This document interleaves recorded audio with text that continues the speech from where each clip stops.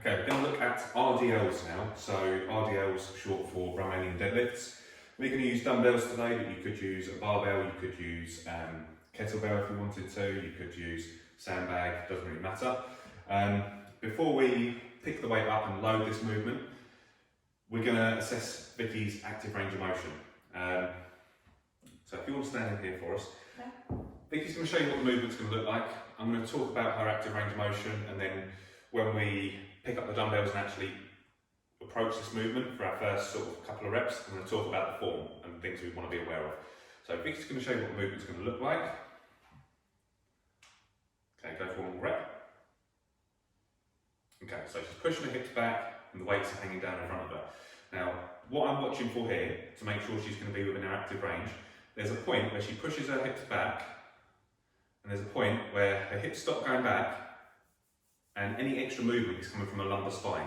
Okay, so her central nervous system, brain's sort of saying, right, we want to get as low as we can, and her central nervous system is saying, right, we haven't got any more room available at the hips, so we can compensate for that by adding a little bit from the lower back.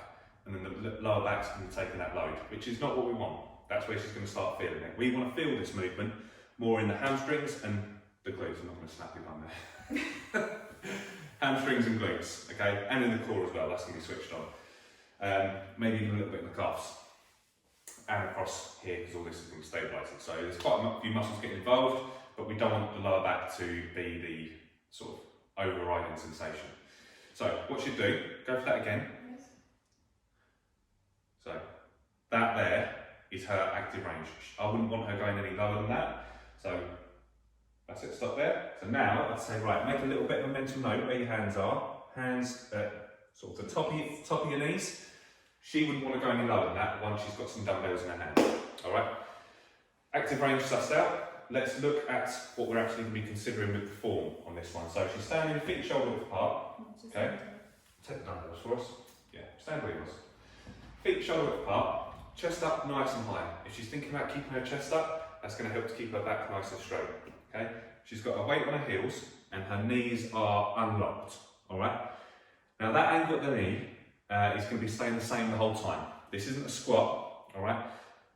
Knee angle stays the same. She's then got the dumbbells just hanging there. Alright? Not sort of doing anything with the dumbbells at all.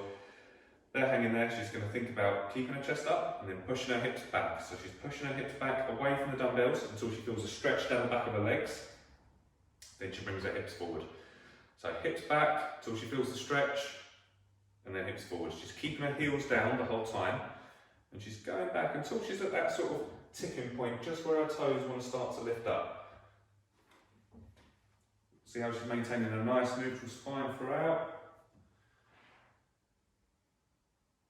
Good.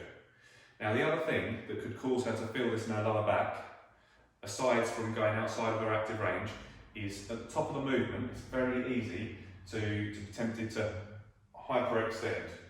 Okay?